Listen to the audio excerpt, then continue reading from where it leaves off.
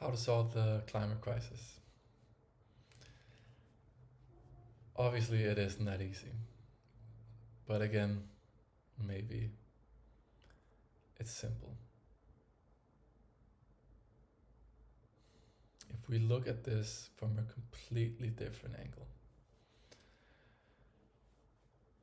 the science is important, politics are important, but we've completely, in my view, neglected the most important parts, views, and approaches to this issue that encompasses everything,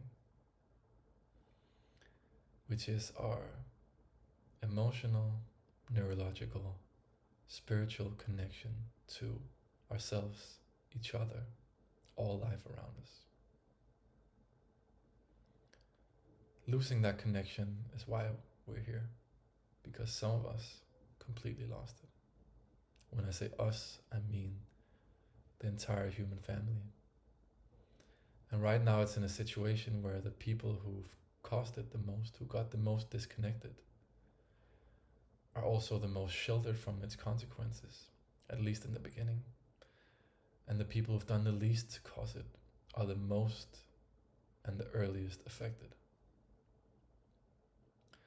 Also the ones with the most solutions and the most effective solutions. So to put it very simply, if that's all you take away from this, it's just this, then it would be center indigenous peoples, center people who are at the front line being the most affected, put them at the forefront of decision making, and then the longer term that I'll go into is learn, unlearn, and relearn from the people who know how we take care of each other, nature, and all of life, who's done it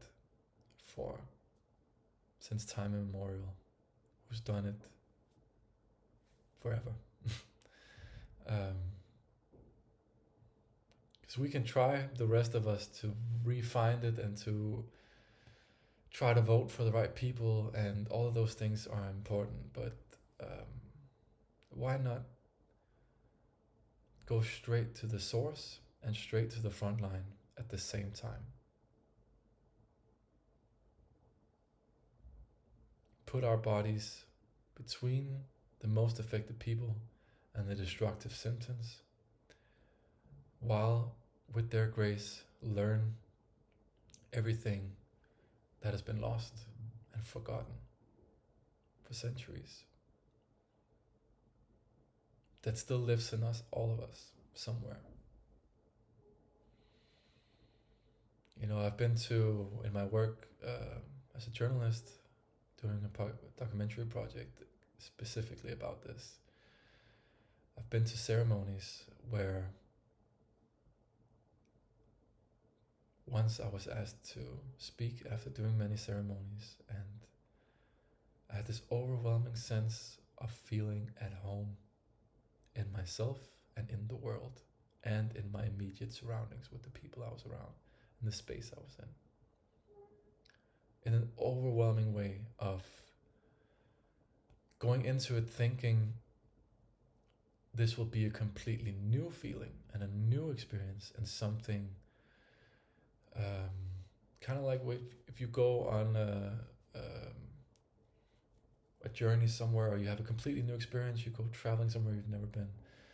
But instead, it was an overwhelming feeling of feeling more at home than I've ever felt in my actual home. Which was, I never thought of that as a possibility. And I realized in that moment that this is the answer. The closer we can get to that feeling, and the more time we can spend there, good things will happen. Because the more connected we feel to ourselves, the more at home we feel in ourselves, the more at home we feel in other people's company, the more understood and seen and loved we feel, the more accepted, the more that it will expand out to include everything and everyone around us. And from that place, we can harness the energy, the real energy, to take on these systems and help them. It's something I learned, to help them, the people who are upholding these systems, from doing the harm they're doing to themselves as well. Not just to the people who are receiving it, but also to themselves. It serves no one to hurt other people, to be greedy, to be unconscious. It serves no one, not them either. Even with all the physical, financial resources it will give them, it serves no one. So this is the solution, is going at it from a completely different angle of how do we find that within ourselves, because from that space we will do what's necessary, and we will do it from a place of knowing instead of a place of desperation. We'll focus more on what's right than fighting what's wrong. We will go further in our fight against what's wrong, because we will find more courage and strength when we are in that space. Because we will feel more connected to who we are, who the people who are most affected are, and even the people who are exerting their force, who are extracting resources, who are abusing power. We will even feel more connection with them too, in a way of knowing this is not even serving you either. That's such a powerful place to make change from. When you don't give up on anyone.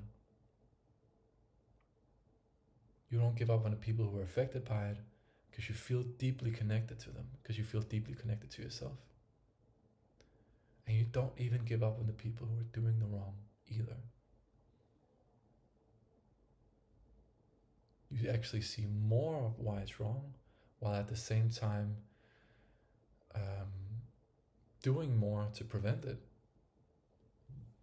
while also having more understanding of the unconsciousness that caused them to do those things. Which doesn't excuse it in any way, but it actually makes you more, for a long time I thought it was opposite, it actually makes you more assertive to stop it, because you're not only stopping it because it's wrong, you're not only stopping it to support the people it's hurting, you're also stopping it because it's the best thing for them. Then there's no way you can't do that anymore if you feel all those things at once.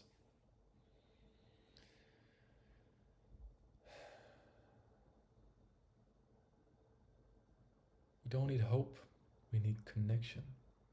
We need to find our way home. We need knowing instead of hoping. It's way more powerful.